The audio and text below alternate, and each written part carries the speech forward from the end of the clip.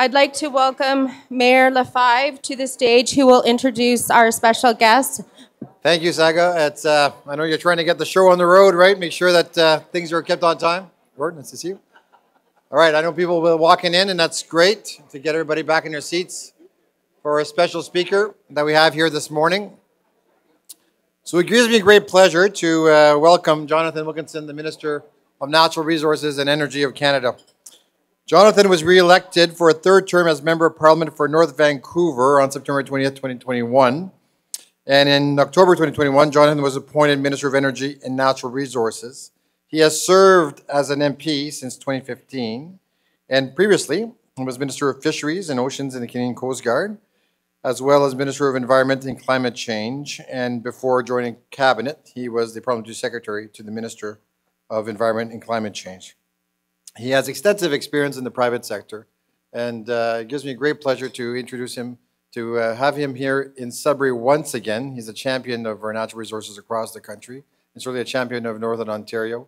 Extremely accessible in the sense that I invited him a number of months ago. He said, Jonathan, if there's one thing, I'd like you to be here at the OECD conference. And he says, if I can make it, I'll be there, and he's here today. So avec ça, merci beaucoup tout le monde. Bienvenue à Jonathan Wilkinson, le ministre. Merci.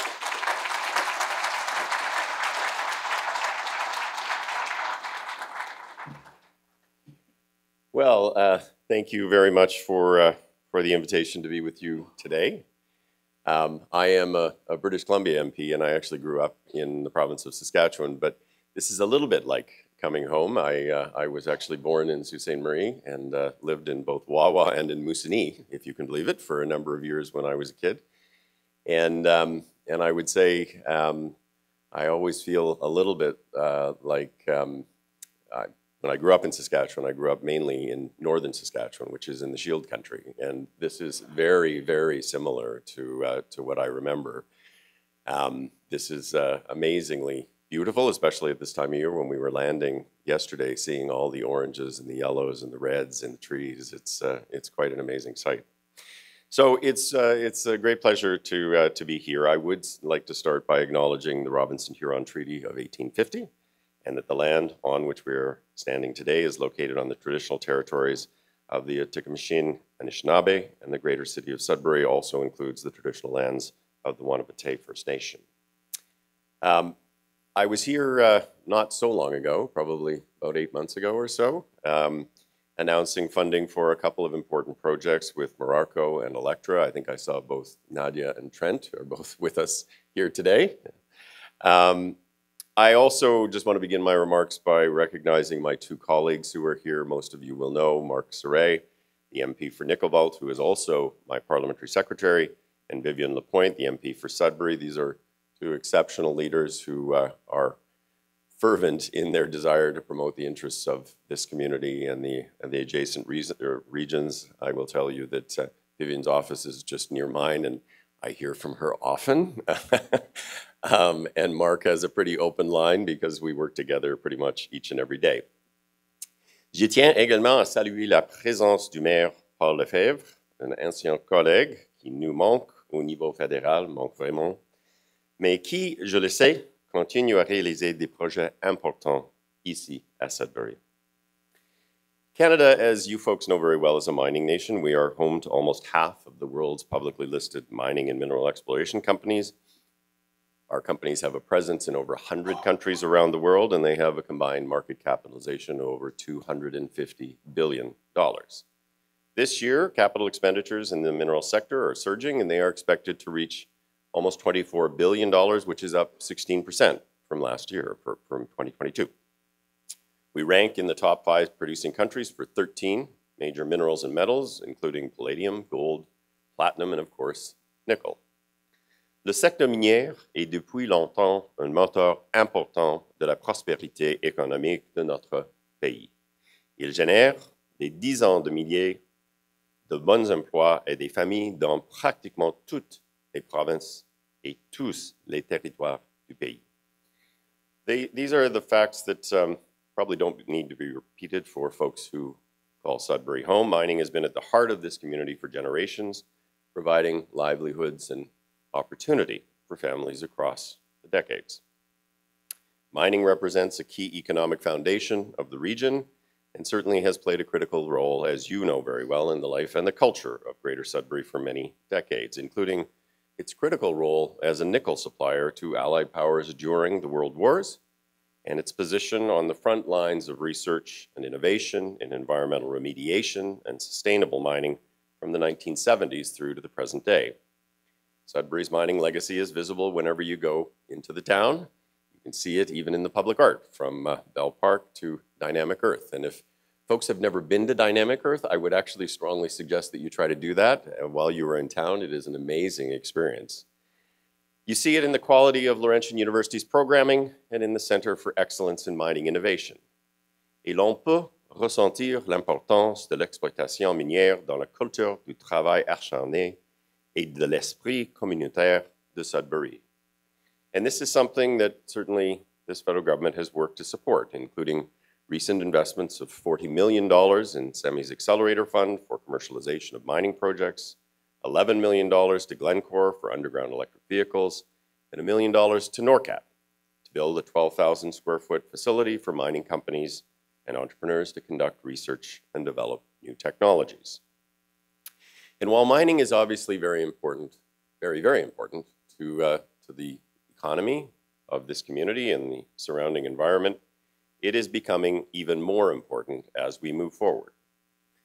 We talk a lot about climate change these days for obvious reasons. Le changement climatique modifié et l'environnement naturel de notre planète de façon néfaste à plusieurs égards. The planet is effectively burning up. The world's top scientists have been measuring it for decades. People are seeing it in the floods, the wildfires, and the storms. The past 2 summers have featured the most destructive forest fire seasons in Canadian history that have forced the evacuation of tens of thousands of Canadians, destroying homes and livelihoods, blanketing cities and towns in smoke and putting brave first responders at work. This is not a debate anymore. This is a scientific reality, and there is a broad scientific consensus that humans are causing the bulk of global warming. It is something, obviously, that we need to address, given that it is an existential threat to the future of the human race. Most Canadians are indeed worried about climate change, but they're also worried, obviously, about their economic situation. And they want to know that they and their children are going to have good jobs and economic opportunity moving forward. I want to tell you today that, in my view, for Canada to seize the extraordinary economic opportunities that can be enabled through a transition to a low-carbon future, we must first accept the scientific reality of climate change and ensure that it informs and shapes Canada's economic strategy moving forward. Pour que le Canada reste compétitif sur le plan économique, nous devons reconnaître que le monde est en train de passer à un avenir à faible émission de carbone et prendre des mesures réfléchies, déterminées et stratégiques pour saisir les opportunités qui s'offrent à nous. Opportunities are already increasingly being reflected in consumer and industrial behavior. Consider this: in 2020, 1 in 25 vehicles sold globally were zero-emission vehicles. That number jumped all the way to 1 in 5 last year. That is amazing progress. Canada is not an exception to this trend. In 2023, the number of EV registrations here was 9 times higher than it was just in 2017. More than 500 gigawatts of renewables generation capacity were added in 2023. More than $1 billion US per day is being spent on solar deployment alone. Month after month, solar is smashing even the most optimistic energy generation and installation predictions, and I would say the same thing is true with wind. Governments around the world are increasingly taking action to seize the economic opportunities. Our American friends, through the Inflation Reduction Act, has jump-started clean manufacturing in the US. It has already led to the creation of 100,000 new jobs and $100 billion in new investment. De même, l'Union européenne, le Japon et l'Australie mettent en place des stratégies visant à accélérer la croissance des industries vertes. And beyond our democratic allies, countries like China have been moving very aggressively to seize those economic opportunities. China is now the #1 developer and deployer of renewable energy technologies. They are the #1 manufacturer and deployer of electric vehicles, and they control the bulk of critical minerals and critical minerals processing value chains around the world. That is not something that happens by chance. That is something that is part of a deliberate strategy to ensure that they are participating in the economy of tomorrow. China is also unafraid to use economic coercion as a tool and has shown a distinct willingness to restrict critical exports which threaten our collective security. China's major bet on the energy transition is something that should be a wake-up call for those politicians in Western countries that continue to pretend that future prosperity lies in simply pursuing pathways that the energy transition is fundamentally disrupting as we speak. A successful energy transition will be minerals intensive. Critical minerals are required for the broad deployment of a range of clean technologies, from EVs and batteries to wind turbines to electricity grids. Si nous voulons réussir la transition énergétique, nous aurons besoin de minéraux critiques en grande quantité. This will mean significant economic opportunity for Canadian workers and for communities. We have the mineral resources, the technology, and the mining expertise to build end-to-end critical mineral value chains, from exploration and extraction to advanced processing, which I know is something that the mayor here has his sights set on, to battery, electric vehicle, and other product manufacturing to recycling.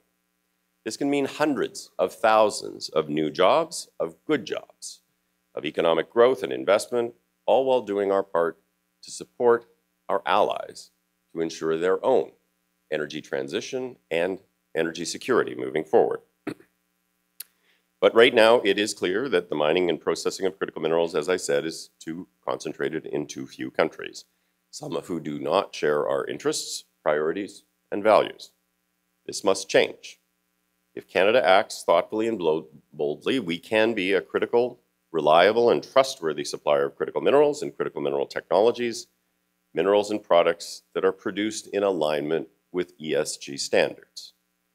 Critical minerals are an area where Canada can lead globally, and indeed, many of our democratic allies, including the United States, the EU, Japan, and South Korea, are looking to Canada to lead.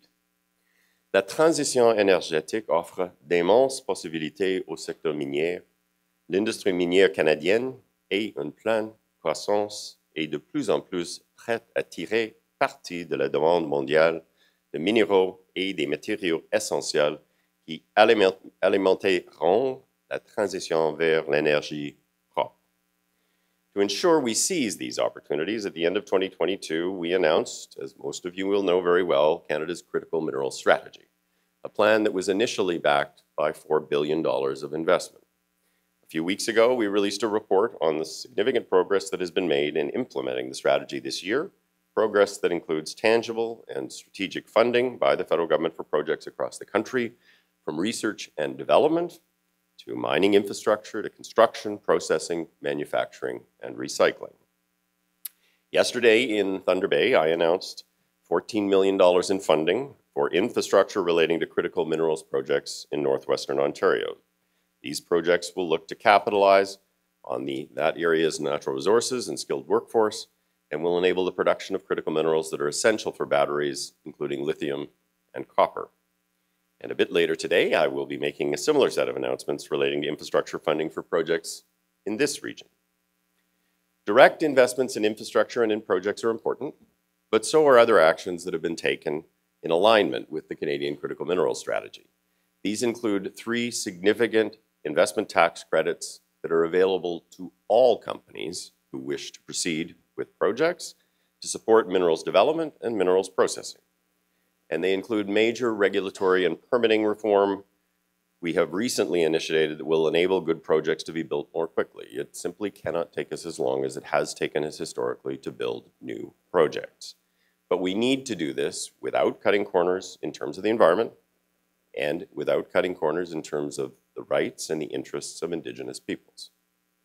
We are seeing positive momentum in 2024. Spending for mineral exploration and deposit appraisals is anticipated to rise to $4.1 billion. For 3 years now, Canada has been the top exploration nation globally, attracting almost 20% of all global spending. Today, I'm here to join you in the discussion and celebration of mining opportunities in and around Sudbury. Comme je viens de le dire, je ferai plus tard dans la journée une annonce concernant plusieurs projets dans la région de Sudbury. However, here at this international event, I would like to announce funding for projects right across this country that are focused on research and development, and specifically to talk a little bit about some of our international programs that sometimes get a little less attention here in Canada. In total, the Government of Canada is committing a little over $4 million in funding for 16 projects that will support and advance the development of mining. This includes 3 projects here in Ontario. Approximately $3 million of this funding comes from the Critical Minerals Geoscience Data Initiative. This is being directed to 8 projects that will unlock sustainable critical mineral development through database geoscience research into the location, quality, and economic feasibility of sites. $1 million de financement fédéral sera également versé dans le cadre du programme de partenariat international qui soutient des initiatives offrant une formation spécialisée et de soutien technique pour les pratiques minières responsables qui font que les minéraux essentiels canadiens soient si recherchés au niveau mondial. The 6 projects we are funding through the Global Partnerships Initiative will help to improve critical mineral supply chains at home and abroad, especially from an environmental and equity perspective for local communities. They include 2 projects in Ontario run by ISEMPRO and Northern Block Inc., respectively, to implement ESG standards that can be used across the mining sector and improve the availability and the quality of sustainable mining data in partnership with the Mining Association of Canada. I would note that a key part of being successful moving forward is meaningful engagement with and active participation on the part of Indigenous peoples. Greater Sudbury has shown a particular commitment to economic reconciliation through initiatives such as Magna Mining's recent decision to contract sampling work at Crean to ADLP, a partnership between local First Nations and Technica Mining. The Government of Canada, for its part, is committed to advancing reconciliation throughout the country, and in particular, economic reconciliation. The natural resource sector is part of this commitment, and that is why we recently announced we will be implementing a $5 billion Indigenous loan guarantee program. Le programme de garantie de prêt garantira l'accès des peuples autochtones aux capitaux afin qu'ils puissent participer activement aux grands projets et fera en sorte que des avantages durables et à long terme découlent des projets réalisés sur leur territoire traditionnel des peuples autochtones. This is an important matter of social justice in this country, but it is also required if we are to better align interests with respect to project development moving forward.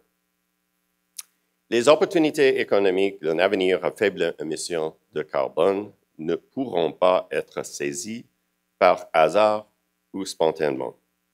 On the one hand, we can choose to lead by recognizing where the world is heading and aggressively pursuing major areas of economic opportunity. That is the choice that this federal government has made. On the other hand, we can choose to bury our heads in the sand and pretend the world is not moving rapidly towards a cleaner and greener future, creating uncertainty and driving away economic investment and well-paying jobs. I regret that this is an attitude espoused by some politicians across this country and in other countries who are notably absent from conversations and policies about fighting climate change and about the economic opportunities of a low-carbon future. Ce manque de vigilance et de préoccupation représente, à mon avis, une grave menace pour la compétitivité économique et la prospérité du Canada et de la ville de Sudbury. The lack of attention and concern represents, in my view, a grave threat to Canada and to Sudbury's future economic competitiveness and its prosperity. I will speak very plainly. Politicians who fail to recognize the reality of climate change, who pride themselves on ignoring evidence and expertise, are essentially saying they are not only willing to sacrifice a healthy environment for the future, but also Canadian jobs and future prosperity. By contrast, this federal government is choosing to act by making smart choices to ensure our economy thrives in the low-carbon future that is unfolding as we speak. It is very clear where the world is headed, and Canada should aim to be there to prosper from the transition in a rapidly expanding critical mineral space. This will be good for the world, it will be good for Canada, and it will be very good for communities like Sudbury. I certainly wish everyone in this room a thoughtful and productive conference over the next few days, and I thank you again very much for having me here to speak with you today.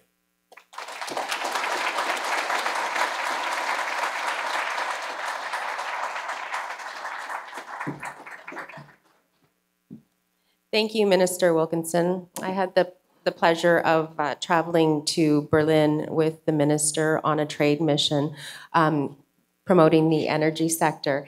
And it was a really great opportunity to spend some time with you and your staff, and I appreciate getting to know you.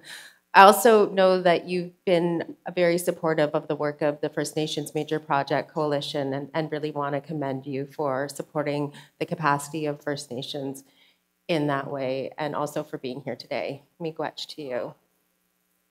I now would like to welcome Gord Gilpin to the stage. Gord is the mine manager, director of Ontario operations for Vale Base Metals.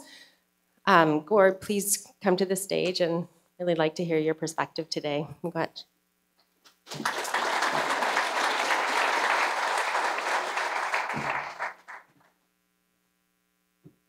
Thank you, Saga. Look, what a special opportunity actually it is to be up here today with everyone. The event here is quite special, hugely broad representation from all over the world, and it's definitely a real honor. I was talking to one of my colleagues a while back about maybe we should jump on this and share some of our views. And to be honest with you, as you know, humbling as the opportunity is, and as nerve-wracking as it may be when talking to such a broad and diverse group of people, how could we not take the opportunity? Things have just never looked so exciting in Sudbury and in the mining industry in a long, long time, maybe never. So yeah, great, and I do want to thank everyone for this opportunity. And when I kind of talk today, it'll be as a resident of Sudbury. I've grown up in the area. My family's been part of the area for a long time. I consider myself a somewhat weathered member of the mining industry, which I am very, very proud of. And also, of course, a very proud member of the team at Vale Base Metals, and I'll do my best to sort of share some of my thoughts there. Do we have the? Okay, good. So, could there be a more fitting place to host this conference? I know I was talking to Enrique earlier about different locations where this was hosted, and certainly all over the world, many, many very important mining communities. But when you think about the long history we have here, over 100 years, and everything that's gone on here and what we're looking at in the future, I think it's quite fitting. And I think it's a great opportunity for us here in the area to spend some time with people from all over the world. You know, I often find myself thinking about the story of Sudbury. You know, if you roll the clock back over 100 years ago, you know, probably certainly at the time, the most important discovery of base metals in the world, certainly had a huge impact on history, changed history. When you go, you know, Minister Wilkinson was talking about the contributions to the war efforts back in the day, and certainly even up until today. Huge, huge bit of history there. And when you start looking forward, you can see there's also a legacy, an environmental legacy that was left in the area. And with that has come some accountability from industry with the support of communities and people. And I think, you know, one of the big success stories of Sudbury is that story that I'm sure everyone here is fairly familiar with, but we're going to share a little more about it. And, you know, as you start looking forward, At Vallée, we just recently celebrated a 50-year anniversary of our greenhouse, where we celebrated 5 million of the 10 million trees that went into the regreening efforts in this community came from that greenhouse. And in particular, a very special employee of ours, his name's Mike, who maybe touched all 5 million trees. We're not really sure about that. But yeah, and so, you know, and now we're talking about bringing the super stack down. So I don't know about everyone in the room. Some people are a little nervous about, you know, how can you take the super stack down? I don't know. Maybe not such a bad idea. Maybe it is. But certainly we definitely appreciate the legacy and the, you know, the symbols like the super stack have. But the special thing for it is that, for me, is that it's actually a symbolic in nature, is that it's sort of the period at the end of the sentence on a lot of environmental work that's happened in the community over many years. And the reality is we just don't need it anymore. We don't need it, which is a good thing. It's a very special thing. It had a time, a place, a reason, and we've adopted new technologies, and we are going to see the benefits from that. So, you know, that is very special. And now when you bring yourself to the current point in time, and you're talking about what it is that we continue to mine for, you know, critical minerals, copper, nickel, precious metals. We are a polymetallic business. And really what's driving the future growth of these materials is, it's kind of interesting. We are actually going after this material because it is needed in order to clean up the earth, maintain a clean and healthy environment. So it's sort of a full circle conversation, right? We started out 100 years ago. We definitely had an impact on the environment. It's an important accountability that we continue to work towards correcting. And now as you look into the future, we're continuing to go after this material, and it will be key as we move into the future. And the other thing, one more piece, is that in order for us to go get the stuff that we need the technologies that are enabled by copper and nickel, battery electric vehicles. So you'll see a picture on here is one of our personnel carriers at Creighton Mine. We have about 30 or 40 of these, 30 of these in operation through our operation, and it'll only continue to grow. And you know, it's also driving the demand.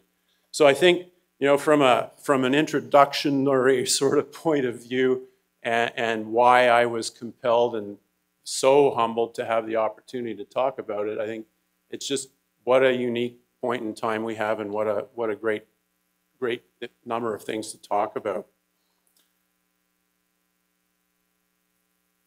Let's see if I can make this go. So there's a very important topic which I can never get past, no matter the context or the circumstances, and that is really around safety, which in my view is sort of foundational for everything that we are actually talking about. Without basic safety in our operations, in our industry, really, how can you say anything is worth it? And so often we'll put up slides where we're talking about figures and statistics and measurements and, you know, different techniques. But I think what's really important is to talk about what it is that we're really trying to do. Why are we doing all of this? Why do we value this? And fundamentally, it's because we care. And it is 100% one of our core values, and we like to have our team continually be reminded by their reasons to go home safe, which is the name of our program. And so we've got a few pictures of the many families, or some of the families that work on our team. And this is really sort of a foundational kind of value that we have in our operation. And that, I think, is something that we always got to keep at the top of our minds and make sure that we never lose sight of that. So I'll spend a little bit of time kind of reviewing our operations, Vale-based metals.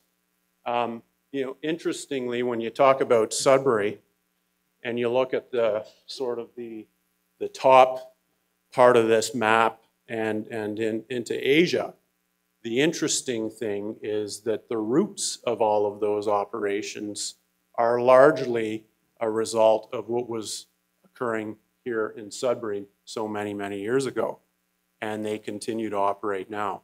So we've left a lasting impact across the world, and we're quite proud of that. Of course, now we're part of a bigger company. We also have operations in South America, and our sort of point that we are very confident about is that we are very well positioned to move into the future that the world is presenting in front of us in terms of the opportunities related to EVs. So, you know, if we start talking a little bit more about depth in terms of values and what it is that we're trying to do, I'm going to cover a few topics and a few points.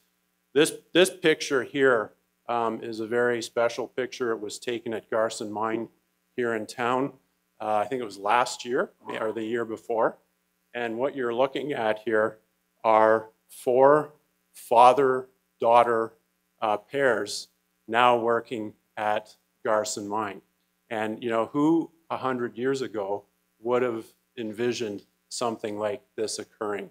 And this is a direct result of a very important strategy and deliberate program that we have in place to increase diversity, equity, and inclusion in our business. We're very serious about it. We've got a long way to go. We've made some great progress, but you know, rather than only talking about it, we actually have some examples that we're very proud of that we can point to. And so, you know, this picture here is a quite special one that I thought that we'd throw up here and share with you. It's definitely a piece of work that we are not done, and we've got a long way to go, but we're making some headway. Talking about environmental stewardship, talked a little bit about the legacy. And you know, I guess what I'll try to cover here is, you know, what we're looking at Vale is hopefully an example of some of the things that we could do in terms of environmental stewardship moving forward. We recently were accredited ISO 14001 certification. We are a key participant of the City of Greater Sudbury's Biodiversity Action Plan. I talked about the greenhouse. We have an annual aerial seeding program that we do. We've actually treated over 4,200 hectares of land to date, and just recently we concluded this year's program where we successfully treated 100 hectares southeast of Coniston. And so, you know, these are only a few of the programs that you know, that I can speak to in that part from a greening point of view. From a water point of view, we are definitely active members with the community and the various educational organizations in the area. We're a contributor to the world-class Vale Living with Lakes Center, and we just concluded a 5-year funding agreement with Laurentian University to support the long-term monitoring of Sudbury area ecosystems. We also have a strong connection with the ecological unit, cooperative freshwater ecological unit, which is a partnership between Laurentian and different members of government, and we're continuing to do that. from a tailings and biodiversity perspective, we are also proud of some of the work that we've done in our tailings, where we are introducing the concept of biosolids, where we are actually rehabilitating some of our legacy tailings areas.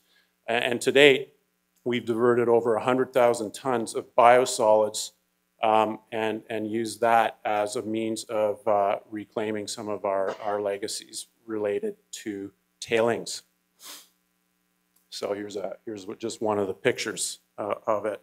Also air, I talked about the super stack.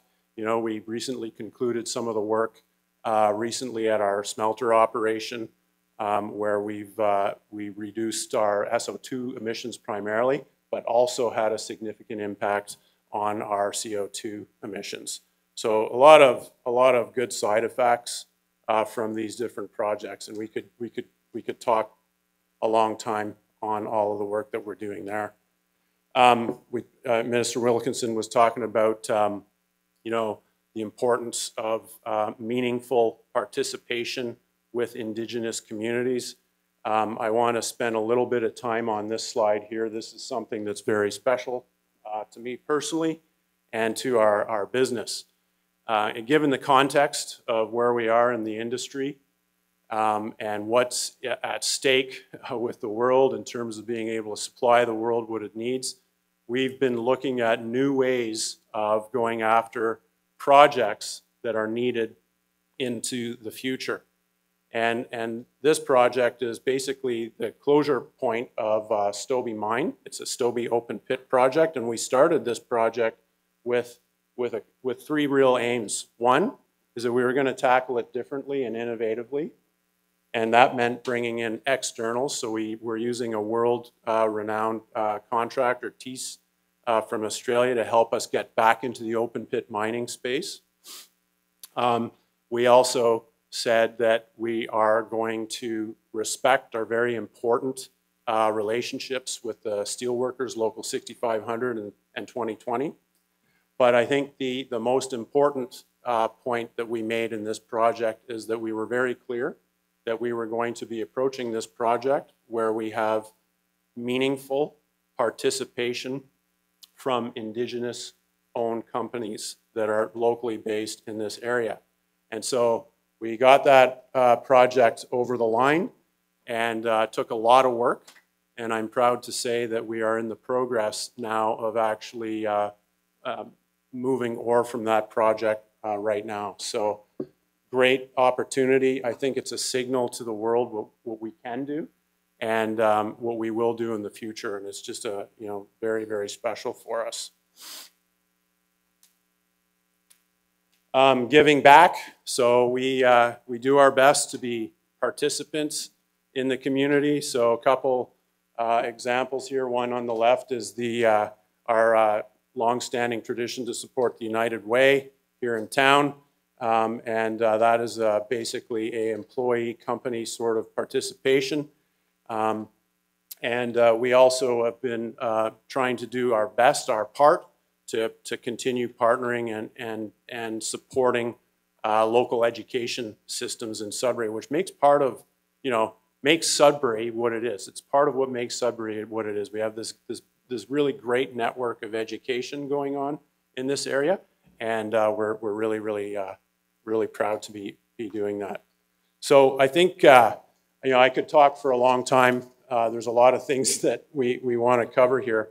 But if I can leave you with one thing, it's around education and attracting young people into the industry, which I know all companies in industry are having. I know that we, as a collective team here, can make an impact on attracting youth into the industry. It is a meaningful and relevant endeavor. The cleanup, transition of the world's energy infrastructure can't happen without what we do. And these are some of the things that we need to be, you know, propagating and making sure that young people are understanding and seeing. and that, you know, mining is required in order to do what it is that we need to do moving forward. So with that, I'll leave you with that final thought, and thank you very much for the opportunity. Have a great conference, and thanks for having us here to share a few thoughts with you.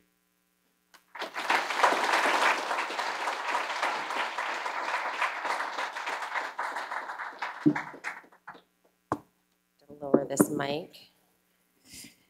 Thank you, Gord, for sharing that perspective and for giving us an overview of the operations here in Sudbury of Vale Base Metals. I'm going to turn now to introduce a very special session for this conference entitled Indigenous-centred Pathways for Sustainable Futures in Mining Regions, where we will hear the call to action created by Indigenous leaders during yesterday's pre-conference session. This will include key priority actions to improve Indigenous engagement and well-being opportunities in the context of mining developments. I would like to welcome to the stage Matt Garrow, Senior Director, Indigenous Services Canada, to introduce the panelists of this session. Welcome, Matt.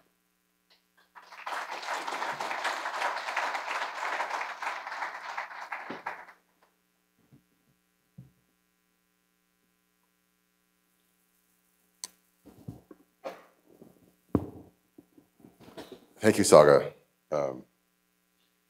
I'm happy to be in my homelands. I'm from a community, not born, but from a community about 110 kilometers west of here, Sagamok. So it's nice to be here, and thanks for the hosting by the two home communities here.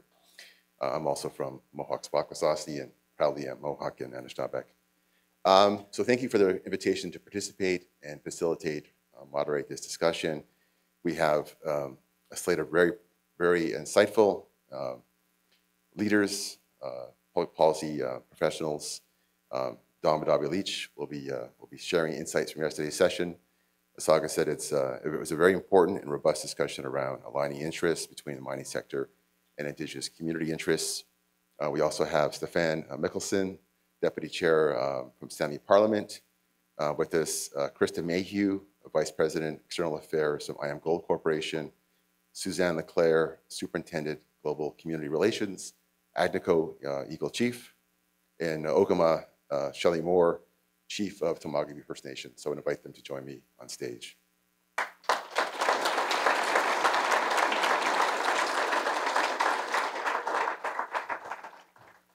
Just by way of some background, Saga covered some of the background of yesterday's discussion, but I just wanted to sort of reflect on some of the rationale for today's discussion. Many mining projects worldwide occur or are near Indigenous lands. Across the OECD member countries, these mining regions are home to a relatively high number of Indigenous communities, with 28% of Indigenous peoples across Australia, Canada, Chile, and Sweden living in mining regions. There is a need to ensure existing and new mining projects do not repeat previous patterns of dispossession, economic exclusion, and strive for meaningful consultation, engagement, and the full economic inclusion of Indigenous peoples. This panel will present the key takeaways from the Indigenous-led pre-conference focused on a paradigm shift for Indigenous-centered pathways for sustainable futures in mining regions. Some key concepts and insights from yesterday's session included the insufficient support for organization and capacity building in Indigenous communities resulting in asymmetries of information and expertise between Indigenous organizations and mining companies. Also, a lack of meaningful consultation with Indigenous groups, often failing to secure free, prior, and informed consent. This also includes weak policy frameworks to support FPIC. Finally, one of the key insights was, and Don will drill down further in some of these concepts and insights, a lack of appreciation and incorporation of Indigenous knowledge in environmental planning and monitoring. So to kick things off, Don will drill down further into some of the insights shared yesterday. For those of you who don't know, Don is the chair of the National Indigenous Economic Development Board and a force in Canada's discourse around aligning economic interests with those with Canada and Indigenous communities across the country. Over to Don.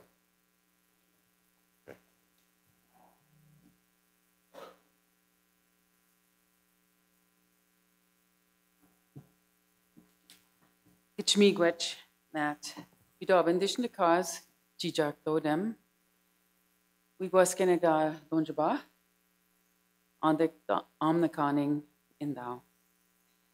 Hello, everyone. I'm honored to be here and just want to let you know that I've been so proud of having this conference in this area. This is my home area. I'm a member of the Robinson Huron Treaty Communities, and I'm also born and raised, of course, in this area, so this is home to me. And my father worked at Inco Mine, and my youngest brother, I'm the oldest of 11, and my youngest brother works at Vale right now. So it's there is a link to mining in that way, but I've always also been involved in trying to help our communities to become more involved in this industry. As the general manager of the Wabatek Business Development Corporation, it's been my pleasure to work and advocate on behalf of our communities who I think have only really been involved in this industry for, I would guess around, not guess, I know, around 12 years. That's when we had developed a mining strategy, worked on a mining strategy, but I always remember one of the communities, was Skamuk First Nation, had, or Anishinaabeg, I should say, Skamuk Anishinaabeg, they had hosted an event here when they became ISO certified in Sudbury to say they're open for business. And so they started getting contracts with the mining companies. And one of the first communities to have IBAs, along with Wanapate, who had an IBA to do some land reclamation work. So coming together here has been really important to us because we think that there needs to be more meaningful engagement. I heard the word meaningful, and I think it's because the engagement hadn't been there previously. There's been mines here for 140 years, and there has been really no formal link over the majority of that time with our communities and our people, but we did have some of our people working in the mines locally. So things have changed in the environment across Canada here. We know that there's I think there's a stronger understanding and acceptance that I saw the term on the screen earlier today, Indigenous people or communities as shareholders rather than stakeholders, but really we're rights holders. And I think that that's an important thing to understand as rights holders when our people, and that's because our people established a treaty here. And there's treaties across Canada, but there's also inherent Aboriginal title as well across the country.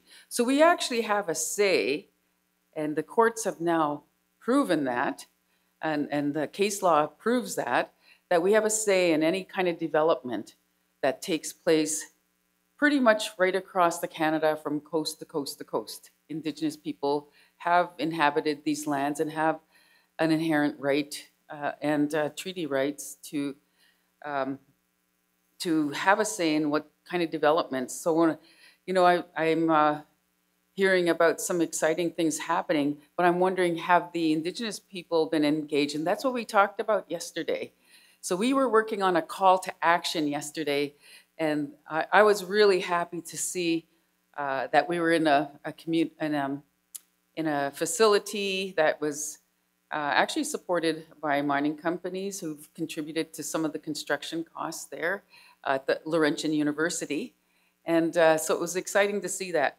But as we talked about it, there's still the concern about unfettered access to our lands and waterways, and very grave concerns about that. And so we are working on this call to action, which we were working on even during the night, trying to get this here for you today. But we talked about amongst some of the things that Matt had shared with you, about we need to do some things as Indigenous people to make it easier for you to work with us. We know that that's a fact. We're looking at creating platforms for collaboration amongst our nations within a region, and creating more holistic development plans and strategies, and working alongside groups such as the First Nation Major Projects Coalition that's been developing some great tools and resources. So some areas of Canada are doing things like developing the leadership of coming together and developing these economic coalitions. The other thing that we talked about yesterday is so important is early engagement. It really, when we're talking about consultation and that case law that I spoke about, which is, we are looking at the fact that Canada has a UN Declaration on the Rights of Indigenous Peoples Act, as well as some of the provinces now are adopting similar acts to change their legislation so that it'll recognize the fact that there's a need for everyone to obtain the free, prior, and informed consent of Indigenous communities, or informed decision-making. And that one of the things that we need to do in that regard is just meeting with people doesn't mean you've obtained consent. Consent has to be written, has to be expressed in a legal way, that agreement has been reached and working together. And I think it's developing those relationships. And I'm glad to see that a lot of these relationships are being built here in the Sudbury region. And but it's important that we look at some really good examples across the land in terms of collaborating with the companies here, collaborating with the local governments, the provincial and federal governments, on all the activities that take place here.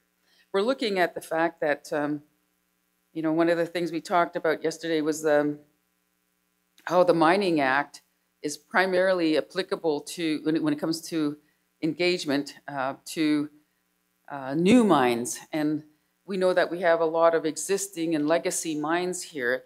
We talked about the fact that that's an area that we need to work on together. We talked about the fact that there's a lack of consultation mechanisms to update or to look at licensing and agreements for brownfield projects. And we're finding that this results in limited benefits on remedial work and opportunities for Indigenous communities. We think that this is something that we would have expertise to offer, and reclamation of lands and remediation of lands. So the dealing with the brownfield projects would be really important, I think, as well. We talked about incorporating. Minister Wilkin talked about the financing that might be available for some of the major projects, but Indigenous communities are interested in providing the infrastructure that might service some of the mining developments as well, not just the business services. We do have a growing number of Indigenous businesses that are becoming good suppliers to the mining industry. So we talked about some of the social and cultural issues that impact our people and the loss of use of in terms of our access to some of the lands over the years. We're glad to see that things are changing, and the hearing about the number of trees planted here. This is important to us, but how can we be involved in that too? Indigenous people weren't invited to be involved in any of this, and we were impacted even as far away as Manitoulin Island from the big smokestack polluting many of the lakes in our area. And in my community, which is over an hour and a half away, we couldn't go fishing in certain areas, and we're still contending with that, but we haven't been part of the making those changes. We talked about, really, when it comes down to it, when we're looking at working towards net zero, and the minister spoke about that earlier, that you really need to work with Indigenous peoples on this. And hearing about, work on how to address tailings, that's another thing that we wanted to look at. How can we be involved in that? I think these are the areas that we want to be involved in, helping with the solutions, helping with the provisions of service, goods and services, helping with the infrastructure that not only the cities need, but we need, and businesses need. So we think we should be involved in all those aspects. So those were some of the I think the main projects that we talked about. But for ourselves, we, as I mentioned earlier, we need to do that, an economic coalition. We need to also provide you with a list of certified Indigenous businesses that are verified as being Indigenous. We think this is really important because we know that there's false indigeneity out there, or shell companies that are being hired by companies because they don't know where else to go. So we're working right now nationally on developing a certified list of Indigenous business suppliers. And I think that this will be really important for companies to adopt. We have a definition of Indigenous businesses, whether they're joint ventures, partnerships, that's only acceptable to us. And so this is going to be something that companies need to be aware of, and we're going to be sharing those kinds of things with all the companies that work with Indigenous peoples, so that we're hiring Indigenous businesses that are recognized as being Indigenous, and where the communities benefit from those opportunities. So there's a lot of exciting things actually happening, and looking forward to any further discussion in this regard as we move along on the panel. And I'm happy to be working alongside all of these individuals here as we go forward into the future. And we will be building that formal call to action that will be distributed. We're working still on the wording with it, and we'll be sharing that. So we hope to be able to share that with all of you in the next few days. Thank you.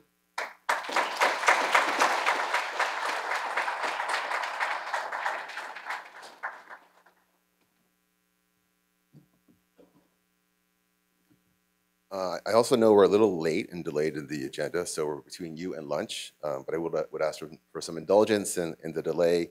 We want to hear these important perspectives regarding the issues today.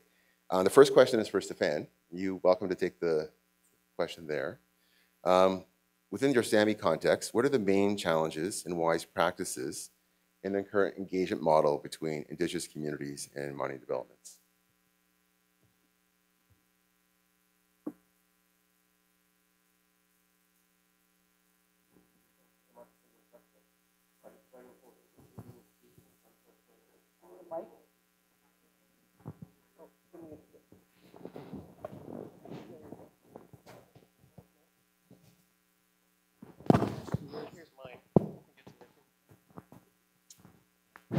Well, obviously, there is a development on the international arena when it comes to human rights instrument and the international law. So it is very important that the Indigenous peoples and First Nations and other Indigenous peoples are involved in the solution and not in the problems, because this will affect the society that we live in the circumpolar Arctic. And we also are relying on that we have the best available techniques and best available practice, so we can have the contact that is invaluable, that we can continue to have sharing ideas and thoughts and opinions in a peaceful way in the circumpolar Arctic. So that is my short answer. Thank you. Thank you, Stefan. The second question is for Krista. During our discussion yesterday on the prominent economic issues in aligning those interests between Indigenous communities and the mining sector, the approach that the Waban Tribal Council has employed came up. They're able to assert land rights while also engaging the mining sector constructively. That was raised as a wise practice, as a leading novel example. And I know IAMGOLD is engaged with Waban Tribal Council Can you speak to the practicalities, the positives with that, or challenges associated with their particular model? Maybe provide some insights as to how they've constructed models or their model to support early engagement, early exploration as a precursor to more substantive economic arrangements. Certainly. Thanks, Matt. Before I jump into answering the question directly, I just want to give a big shout out and say that I feel very privileged to have gotten to participate yesterday in the Indigenous-led conference and to hear from a wide range of Indigenous leaders and Indigenous community representatives about their concerns, opportunities, wise practices. And the one thing that really stood out for me that relates to the answer that I will get to was the overarching theme of working together. And last night when I was reflecting on all of the conversations of the day, it reminded me of a proverb that I heard from a really wise colleague that I work with in Burkina Faso, and it's a Burkinabe proverb. And it said, if you want to go fast, walk alone. However, if you want to go far, let's walk together. And I think that sort of embodies the approach that we've taken at IAMGold to developing our Côté Gold project. And it's one that really was enabled by the Waban model. So we work within Treaty 9 territory. We're on the traditional lands of Matagami and Flying Post First Nations. And when we started, when we acquired our project back in 2012, we engaged early with Waban and the communities and worked with them to understand which communities were the communities that were most impacted by our project, by our proposed project, and really understand from them what the accepted protocols or the preferred protocols were from the communities to engagement. And what we learned in going through that process was that Waban's model and our corporate model aligned very well. We engaged early, we engaged often, we engaged from a position of respect and the belief that we could all mutually benefit from the project as it developed. With respect to the Waban model itself, it gave us, as a company, gave our shareholders, our investors, clarity, understanding of what is the process, who are the communities that are to be engaged, who is most impacted, what is the preferred process they'd like to go through in terms of consultation throughout all of our permitting process and for the life of project. Gave certainty to the communities in entering into exploration agreements and ultimately impact benefit agreements, gave certainty to the communities of how we would partner with them and how we would uphold our promises as well to the communities, providing that level of accountability. And it also gave certainty to levels of government. So those government agencies that are issuing regulatory approvals, it gave them certainty about our relationship and the strength of that relationship. So I would say overall, our experience has been very positive with that model that Waban has created. I know that Waban's tried to, has made offers to share that with other communities, but it's really, from a company perspective, it really helped us to be able to clearly understand that process, have it laid out at the beginning, understand community expectations, and we could both mutually benefit from that process. Thank you. Next question is for Suzanne Leclerc. What key policies or actions are needed to improve interactions between Indigenous communities and the mining sector to ensure greater well-being while acknowledging that approaches cannot be generalized across diverse geographic situations? Thank you.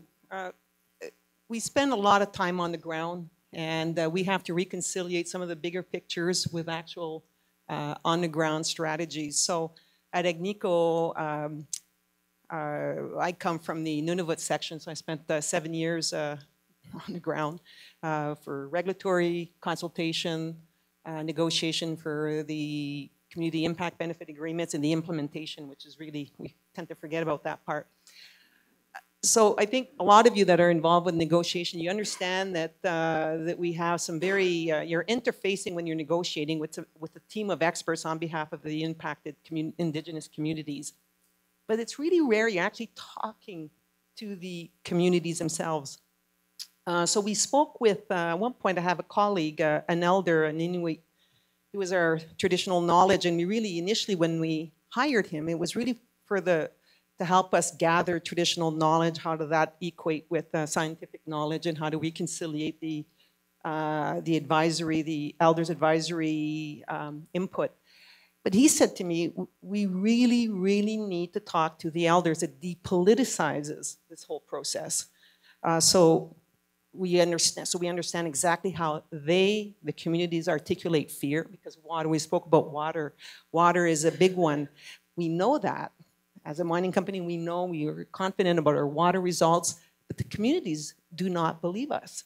So how do we articulate, how do we get control of the narrative there? And I don't mean as a mining company, but I mean how do we get down to the dialogue? So what we did is, he suggested we set up an elders advisory committee that would allow us, to translate into Inuktitut the water concerns, and they're very specific about how to coin water, so at least now we actually talk in Inuktitut about water, and specifically how to articulate the fear. And that's when we realized, and we had an aha moment, the main issue is the elders would say, oh no, you guys are polluting our water in Nunavut of all places, and we can tell it's polluted because our tea is black. Ooh, that sounds bad. So we hired a botanist from a famous, well-known tea company. We flew him into Nunavut. So we need to get down, so water results are good, but the elders and the communities do not believe that the water is black because it's black. It's the mining company's fault. And then the botanists realize, and work with the elders, realize that the age of the tea that was being stored in the shed at Northern Store was so old that it actually had an impact on the water. And then we did some water tasting. And it wasn't done to trick folks. It was actually done to understand that the subtleties of water, how water tastes, and actually have the description of water, how it tastes, was very meaningful for regulatory consultation. And then the elders believed in the process, didn't believe the mining company, but believed that the mining company facilitated the discussion, so we actually talked meaningfully about the fear. We gave it a word, and we gave it a form, and we did not interfere. We had a mediator that was in the middle of it, and we had a note taker. So it was never controlled by the mining company. That process allowed us to successfully have the social license during a public hearing. It was very important. The small actions centered, as we talk about meaningful engagement, when it's actually Indigenous-centered and specifically with those kind of on-the-ground initiative, it does work. We need to get out of the boardroom. I'm not saying the boardroom's not important, but it has to be done concurrently. Thank you. We may actually have time for questions, but before we get to the Ogama, does anybody else want to offer an opinion on that question regarding the positive wise practices regarding the sort of bridging those perspectives between the scientific methodologies and traditional knowledge?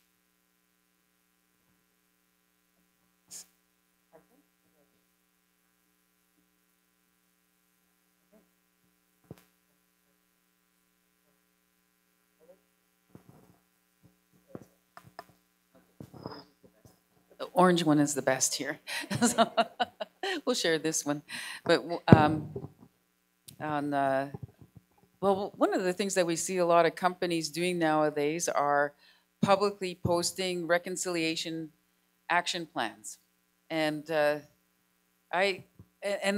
establishing Indigenous advisory committees that will guide them in how they should work more closely with the communities. And I've seen some of these plans starting to become more meaningful, because I've seen really poorly done plans, and it doesn't have anything measurable, and it's not as public as it should be. But I think that having these plans developed in cooperation with the Indigenous leadership in the regions that they're serving, and with Indigenous people who may be experts in the industry as well, I think that there's a way to really do that. It changes the whole culture of a company when you have this kind of collaborative effort again as in planning, because there really is a need to improve how we're doing things. I love the Wobbin model. That's a really, really good model for sure. I just wanted to second that motion on that, and definitely groups are starting to incorporate that, but we need to see more steps being taken, not little baby steps. I think we need to take some longer strides in working together here. I've yet to see some meaningful results. We don't know how many Indigenous employees there are in some of the companies in the area. We don't know how many verified Indigenous businesses are actually working in some of these companies. So there's some more action that could be taken, and I think having a reconciliation action plan is one of the best ways to start, and posting it for everyone to see publicly. Thank you. Thank you, Dawn. To the Ogama, what key policies or actions are needed to improve interactions between Indigenous communities and the mining industry to ensure greater well-being? That's actually not the question at all. No, I read the wrong way. What does an Indigenous-centred approach to sustainability in mining look like? And how can projects align with the values and long-term goals of Indigenous peoples? Okay, Kwekwe, Giwe no Kwe Nidishnakaza Dikando Dam, Tamiaga Manishnabe and Dao. I think that when we're talking about First Nations, we're talking about our rights as right holders, but we also have to talk about our responsibility, because with those rights come responsibility. And I strongly believe that you know, no treaty, no IBA, no piece of policy can supersede our inherent rights and that responsibility that we have, because that's a covenant, you know, with the Creator, where we've been put. As a Temiagama Anishinaabe, I understand myself because I'm in relationship to both the land and the people. So when we center that and we understand that, we come from a different place when we want to do this. When we want to understand what the impacts of mining and how we want to engage rights holders, because that's what we are. We are the rights holders in the context of Canada and Ontario. So when we start talking about meaningful engagement, you know, I hear a lot of the minister talking about Sudbury and the benefits to Sudbury, but why are we not centering Atikameksheng, Anishinaabeg, and Wanapitei First Nation when we're talking about Sudbury? Because before there was Sudbury, you know, the 100 and some years ago, we're talking about our relationship to the land that is millennia. For thousands of years, we have been here. That's why we have these rights. That's why we are the rights holders, because we were here. And we need to start to center, wherever you are doing your mining, the Indigenous people who are of that land, because it is our responsibility to the land. And that's why we need to start talking to rights holders in a way that is respectful. So how do we get there? When we're getting from consultation to consent, we need to be having informed decision-making. And if we think about, I can use my territory, my homeland as an example. There's 10,000 square kilometers. In 1973, we put a caution on the land, and it didn't open up again for staking until 1996, I believe. So there was all that time that you know, it was able to rest. But now we are since then have over 14,000 stakes on our territory, and we deal with at any given time 150 proponents. We have 1 active mine. We have 3 advanced exploration agreements. So what is the capacity that we have to deal with this, to respond? We want to be able to respond better to what is happening on our homeland. this is what we need. We need resources. As the mining portfolio holder at the Chiefs of Ontario, we have made an ask from Ontario, just shy of 30 million, to help us start to support those resources that we need to be able to respond. Because right now, we're not able to respond in a way that is meaningful. So if we really want to talk about meaningful, let's talk about it in a meaningful way. We really need to start to center Anishinaabe, or in this territory, Anishinaabe traditional knowledge. You know, we've touched on that a little bit. Some of the speakers have spoken to that. We have a relationship with the land that is over thousands of years old. We understand what we're doing. We understand the land in a way you can never expect to understand it, because we've been in relationship with it for a very long time, longer than 120 years, or you know, the last century. So you need to be able to you know, work with our elders, like you're speaking to, in our knowledge keepers, that have this knowledge to understand how to work with the land and how to be on the land and how to be with it. So these are the kinds of things that we need to start to think about, start to talk about. All of the ways that those small things, like I said right from the beginning, when we're talking about acknowledging, you know, Sudbury as this great mecca of mining. But you can't talk about Sudbury without talking about Atikameksheng, Anishinaabeg, and Wanapitei First Nation. You can't. So let's do that together to start to rethink how we are in relationship with the rights holders. So, miigwech.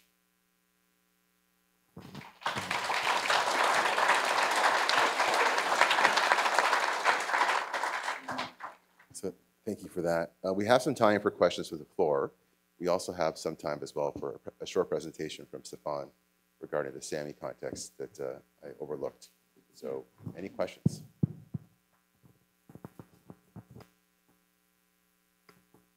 I'm going to pick on people in a second.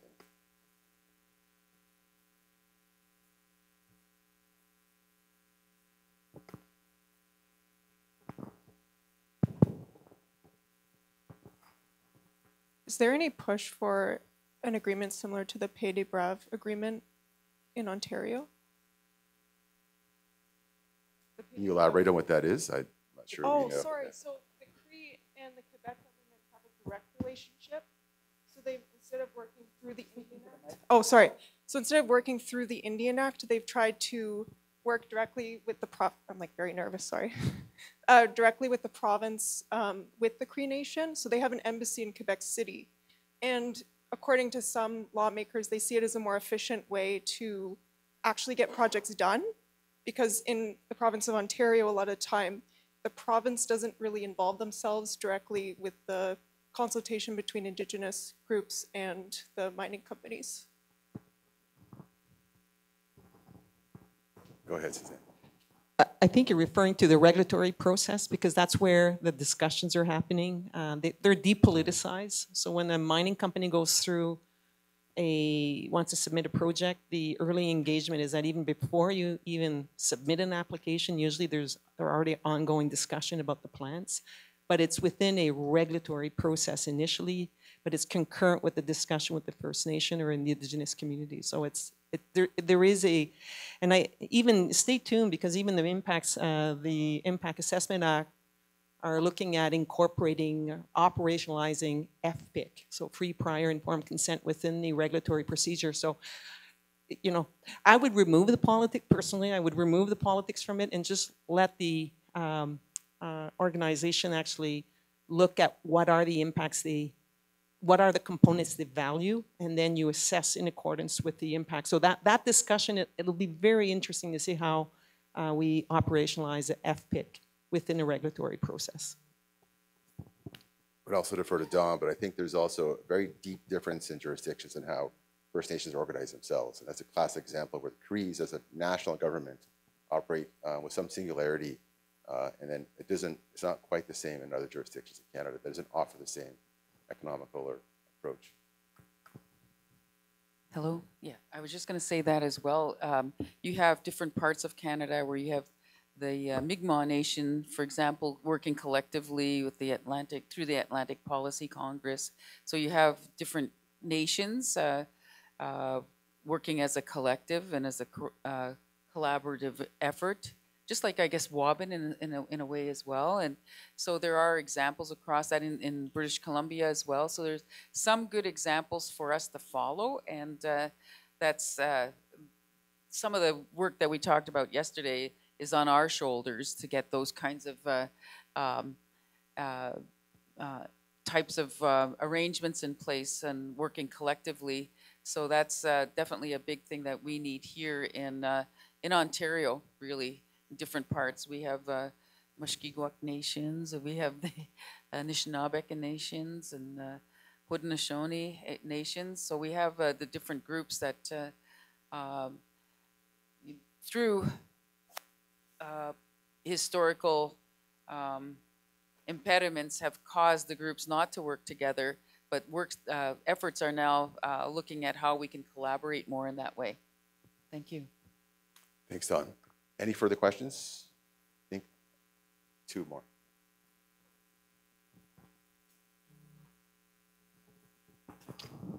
Good morning.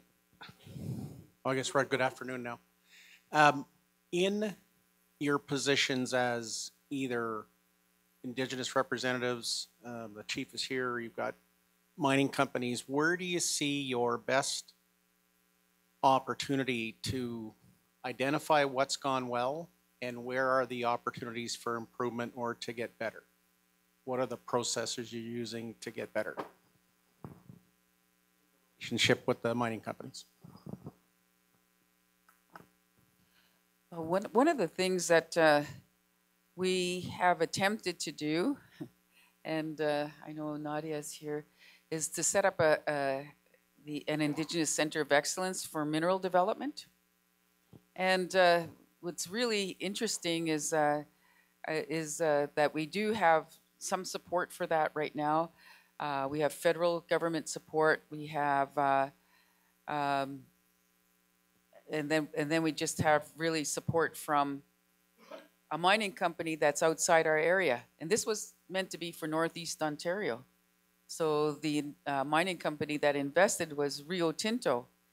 It's not Vale, it's not Glencore, it's not any of the mining companies in this area to help build that capacity. That center was to be able to provide supports for communities so that when they're sitting across the table with a mining company, we would have equal expertise. We'd have, our bankers, investment bankers with us. We could have our, lawyers who are knowledgeable in the area of mining, and rather than lawyers who you have to educate right from the beginning, we would have tools and templates on how to respond. So, and we didn't get provincial support either. So I'm just going to be honest about all this, is that it's, we're talking about trying to help with building the Indigenous capacity so that there is no, so that there's no friction in working together, and we don't get the local kind of supports that we would need for something like this. So I think it would be great if we could start working together through that center and have the capacity that maybe Waban has, and that the Cree Nation has, that can set up a process and to expedite projects. Because when you have Indigenous people deciding to work alongside a mining company, it expedites everything. Otherwise, projects can drag on forever. But I think that that's one of the ways that we were looking at resolving some of the issues that exist.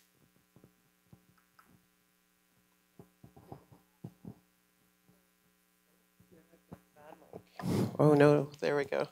2 clicks. I think we are an independent First Nation, so we're not affiliated with the Tribal Council, we're not affiliated with anyone else. So we have to rely on our own protocols and doing all of that kind of work. I think that it's really important that that people understand that the readiness of communities is not always going to be the same. So like somewhere like Waban Tribal Council, who has a very established protocol and there's a lot of certainty, you know, that's why we're talking today and looking at resources. How are we going to get the resources so that we can create the certainty that is needed, whether it's one way or the other? I think certainty is what it is. So we're going to work at the speed of trust. So how are, you know, we've had unpermitted activity and working with a particular a mining group right now.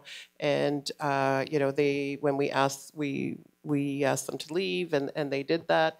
So that's the trust building. That's the relationship that we need to be starting to develop. But we need resources to build capacity. We need resources to better respond so that we're not always reacting, because that seems to be the position that we are put into, is to react to what's going on the land. So, Thank you. Take the one more question and then we'll pivot to Stefan's presentation. Hi, my question is for Krista.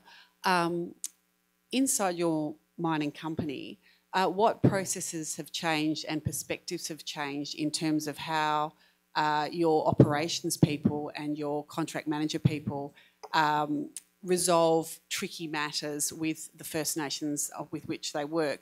And if I could give you an example, I'm from Australia, obviously, and one of the issues, we work with Aboriginal corporations engaging with mining companies. And one of the big issues right now is water rights, and in this particular instance, it's a mine that's dewatering in order to extract the ore, and then the water then gets piped hundreds of kilometres away to our friends in Karratha to do dust suppression at a port. And what the First Nations people are saying is that you are killing our river. Now, this is a really ornery, really difficult conversation to have. And while I know what the First Nations groups are doing, I'm interested into how are the perspectives shifting inside mining companies to acknowledge and respect that the water rights of the First Nations people, or whatever that issue is of equal and important value as the mining companies' desire to make money from the rock. Is this on? Okay, great. Great question. So I can speak a little bit to our experience just in terms of that relationship development, and it kind of ties into that previous question too about what are you doing to get better. And I think the biggest piece for us is dialogue, ongoing engagement and discussion, and deep discussion. And you know, we hear about you know, companies who've achieved impact benefit agreements, they've reached those agreements, and everybody has this big hurrah, like they've crossed this big threshold, this big milestone. But really, that's when the hard work really starts around implementation. And so embedded in those agreements or outside of those agreements, just in the relationship itself, are all of the formal and informal protocols for how you deal with difficult issues and difficult discussions. And I think the big piece is to have that ongoing dialogue. Like as a company, we recognize, you know, throughout our whole environmental assessment process, we heard about the importance of water to the communities. That was something that was raised probably in every meeting that we attended. And we knew that to build our mine, we had to overprint a lake. So we were removing water. And so that was a huge conversation, an ongoing conversation with the communities about how we do that in a respectful manner, what kinds of offsets we create that will be of equivalent ecological value to the region. And so prior to dewatering that lake, one of the requests that we had from one of the First Nations was to hold a water ceremony. So we held a water ceremony at the lake prior to any construction, prior to any dewatering. One of our offsets that we created was a new lake. And for a couple of years, this new lake existed as New Lake on a map because it had no name. It was just New Lake. It was a theoretical body of water that was going to be constructed. So we worked with both of our First Nation partners to design a process through which they could name the lake, because long after we're gone, the lake will remain. So we wanted the communities to have the rights to name that lake because it would be a water body within their territory going forward. So we worked with them to come up with a process They named the lake. We supported the application to the Ontario government to have that officially named as in their geographic names board so that it would be a permanent name on the landscape. And earlier this summer, late June, we actually held a water ceremony in which the First Nations came, held a traditional ceremony and blessed the lake.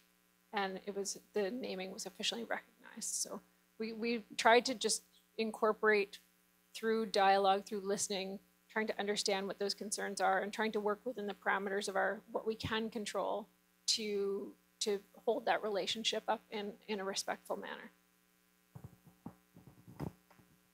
Okay, with that, we're going to wrap up the panel portion, but I do want to focus on a few highlights I took away. So Don pointed out the economic importance of mining companies being here 140 years, cornerstone of our economies in some way, but also in contrast to the need for recognition that Indigenous communities have been here thousands of years. So thank you for that. In terms of, the importance of Indigenous protocols and how that facilitates clarity and certainty is instrumental to fostering good relations and durable relationships, and recognizing the need to reconcile traditional knowledge with scientific methodologies, particularly when addressing fear surrounding the environmental impacts. Again, an important insight and perspective. And informed consent and the need for resources to facilitate good faith discussions between the proponent and the host community. Clearly there are not enough resources to support informed decision-making for Indigenous communities. In terms of personal license, I would say, though, the informed piece often is subjected or impressed upon the need for Indigenous communities to be informed. I would also say government has to be better informed about the impacts surrounding these developments. And finally, I think the Chief offered this insight, which I had not heard before, but I think is really valuable. There's a need to work at the speed of trust. A really important insight in terms of supporting this collaboration and alignment of interests. With that, we'll let the panel go and invite Stefan to the podium to present your presentation, and then we'll get you to lunch.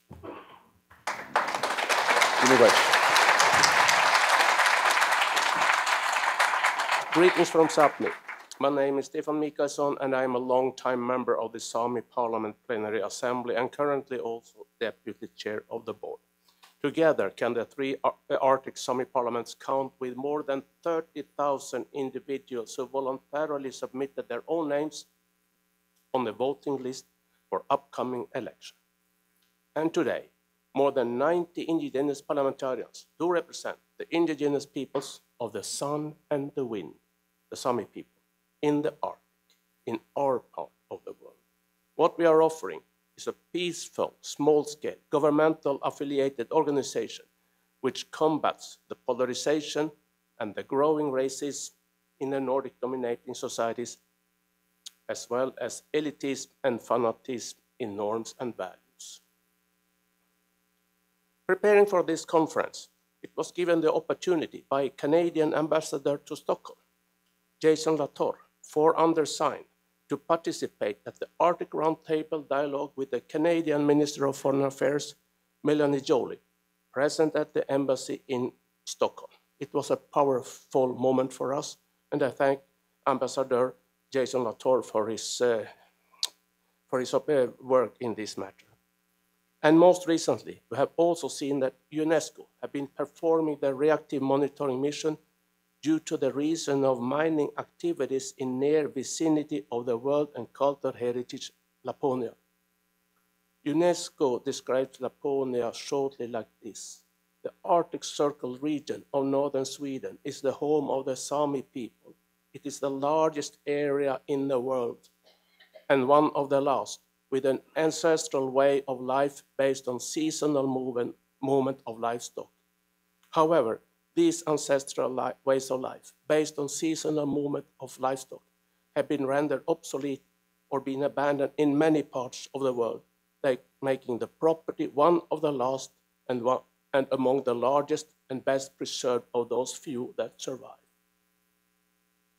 A different aspect is the global warming, since it is about 4 times stronger in the circumpolar Arctic than in other inhabited parts of the Earth. The measures to combat it must be at least 4 times stronger in the Arctic than in other inhabited parts of the Earth's surface. although attempts have been made in majority of societies to reduce emissions in the form of carbon dioxide, but not much of these attempts can have improved the situation.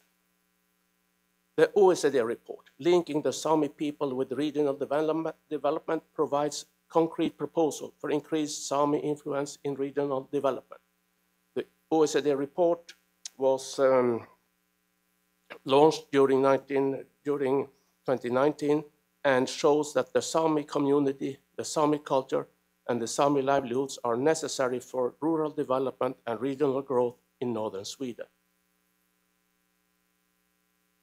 The three most important recommendations are in brief: to improve collection and access of data on Sami business, strengthening policies and programs, strengthening the links between Sami and regional development work by increasing cooperation with the Sami community, clarifying Sami right to consultation, taking into account Sami land use in regional community planning, etc., etc. But their Swedish government has been avoiding to implement the results of this study. The grazing rights of the rangers is a common right to property for the Sami people. Yes, you heard right. It's a common right to property, confirmed by a verdict of Supreme Court in 1981. But already back in 1751, a border treaty between belligerent kingdoms of Denmark, Norway, and Sweden did acknowledge the Sami nation in an annex. The Sami parliament do consider this annex to the border treaty as our Magna Charta, or our liberty letter, due to its significant importance. It's our lifeline in a world filled with changes. And for clarification, the Sami parliament do also want best available technique and best available practice. But in that point of view, we do also request that European Union limits its ecological footprint as it's estimated in the calculation of the EU Overshoot Day. This means that if all the people around the world mirrored the consumption patterns of the European Union, humanity would exhaust the planet's natural resources available for the year by May the 3rd. The 7th Sami Parliamentarian Conference have adopted the 7th statement, which do propose some solutions. And we express our determination for coherent transboundary areas to protect resilience and fight global warming. International human rights instruments confirm that indigenous peoples have the right to self-determination because they constitute a people. This in accordance with Article 1 of the UN Convention from 1966 on civil and political rights and economical, social, and cultural rights.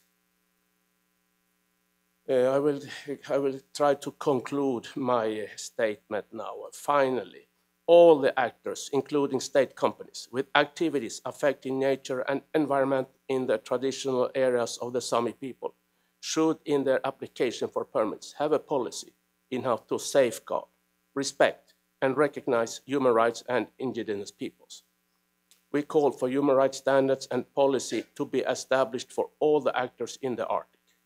We do remind that fulfilling with verdicts, treaties, and other constructive arrangements, and the relationship based upon consultation and cooperation are the basis for a trustworthy and lasting partnership between the Nordic states and the Sami parliaments. I have been forced to change my statement since I established a different document. Let's see if it will show up today or tomorrow. So I have a new goal. My goal for today will be to make it possible for the continuation of maintaining the World and Cultural Heritage Laponia with the management board, including the Sami chairperson. Finally, it is with love as it is with human rights. No person gets too much, and it isn't harmful for our neighbors in a dominating society. And then the society will become more human. In an including and welcoming society, the social well-being will be bigger. With that, I do end my statement. Olo kiitos. Thank you so much.